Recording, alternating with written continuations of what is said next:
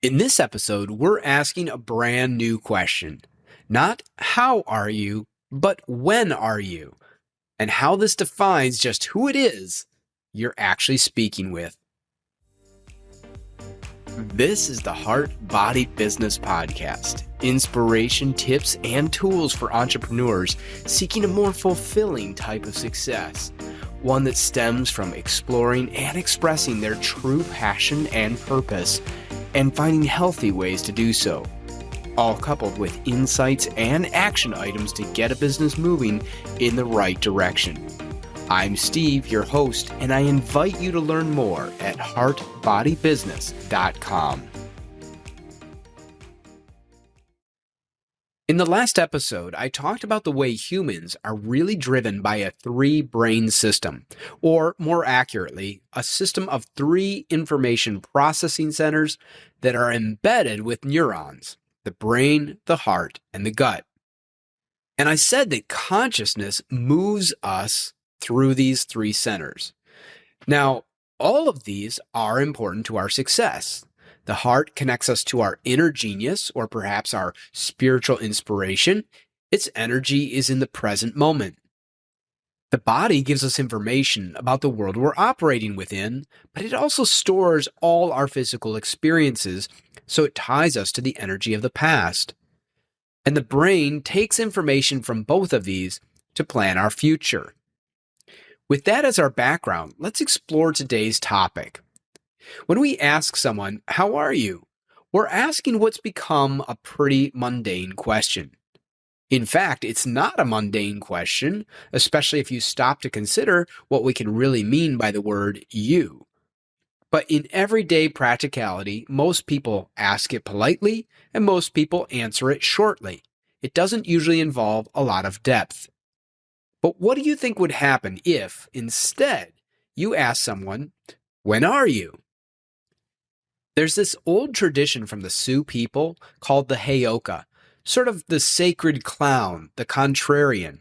For me, this is the one who effectively wakes people up from their patterns by saying or doing the unexpected. The Matrix wants us all operating according to a program, and I would say that the Heyoka helps us to see glitches in the Matrix.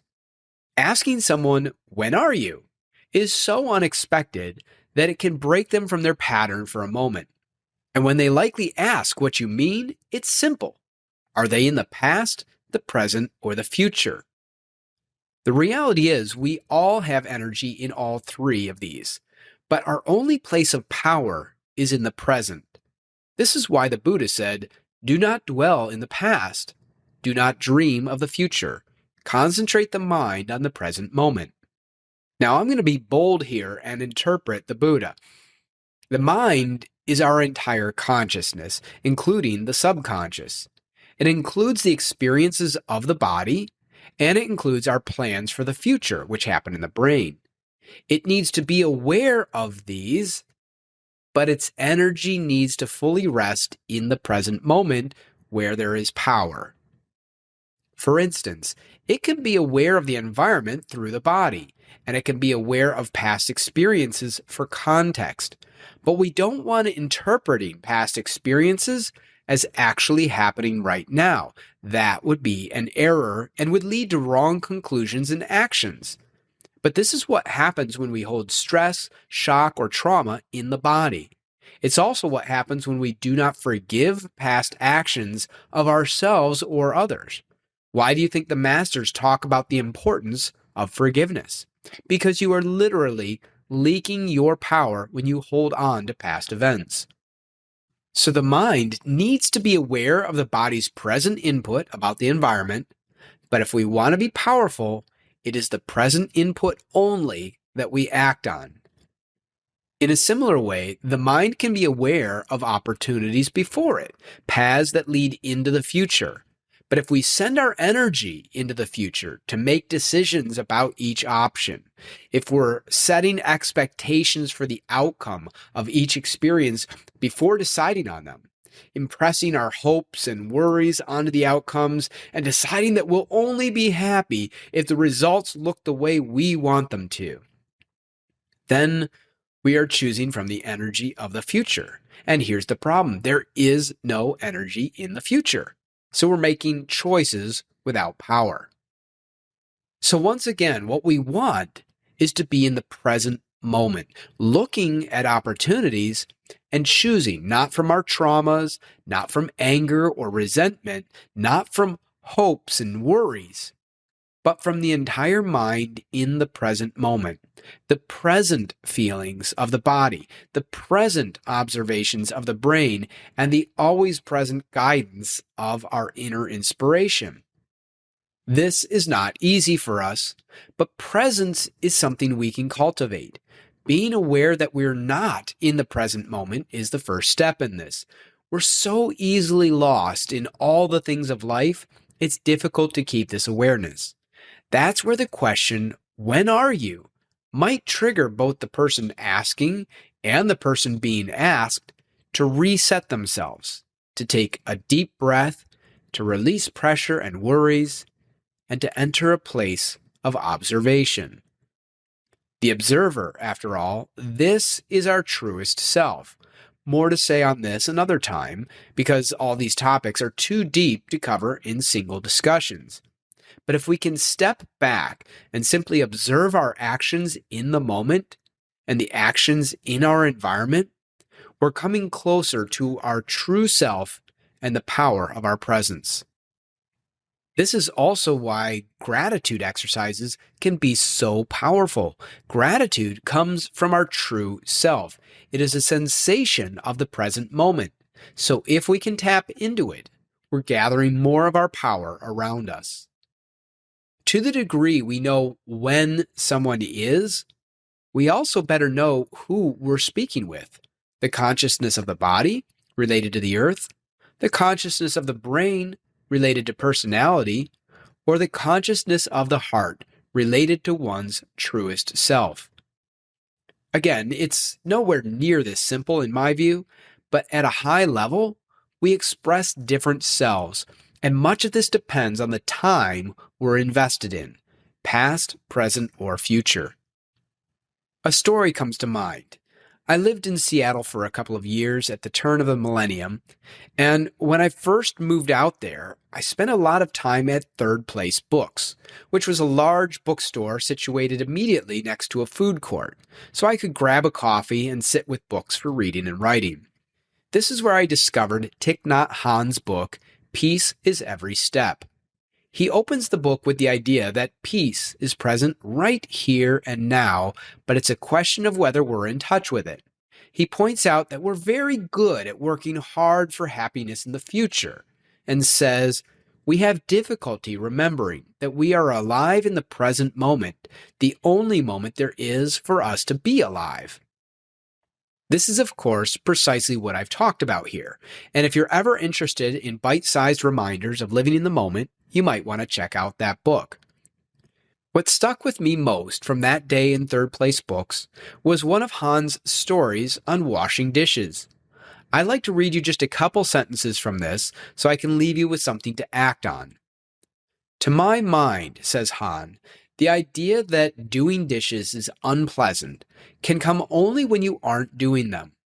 Once you are standing in front of the sink with your sleeves rolled up and your hands in the warm water, it is really quite pleasant.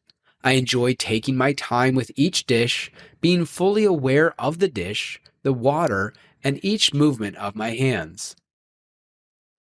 Who knows why certain moments in our lives inscribe themselves so deeply on us, but this story really stuck with me. And today, when I'm doing the dishes, I use this as an opportunity to bring myself as much as possible into the present moment.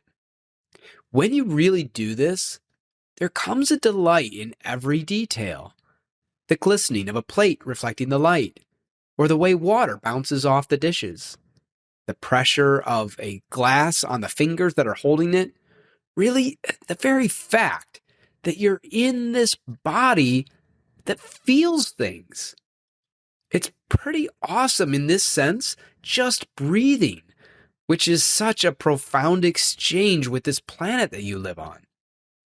So the point, of course, isn't about washing dishes. The point is using our tasks as opportunities to bring ourselves into the moment, opportunities to practice gathering peace and joy by really feeling things, knowing the experience of life right now, setting aside our fears and pains and worries, even if just for a little while. So I would say, ask yourself what tasks you can see differently, which ones you can practice with, and perhaps turn from something you dread to something you enjoy. And try committing yourself to this process with at least one task. I've talked about the value of using habit trackers. I literally include bringing myself into the present moment and into a state of gratitude as a habit in the tracker I use. Every day, this is an important activity. And of course, it's easy and pleasurable when we actually engage in it, slowing down and feeling each step as you walk to get the mail, or how the wind wisps past you, or how your clothes move across your skin with every step. We ignore so much of what's happening to us most of the time.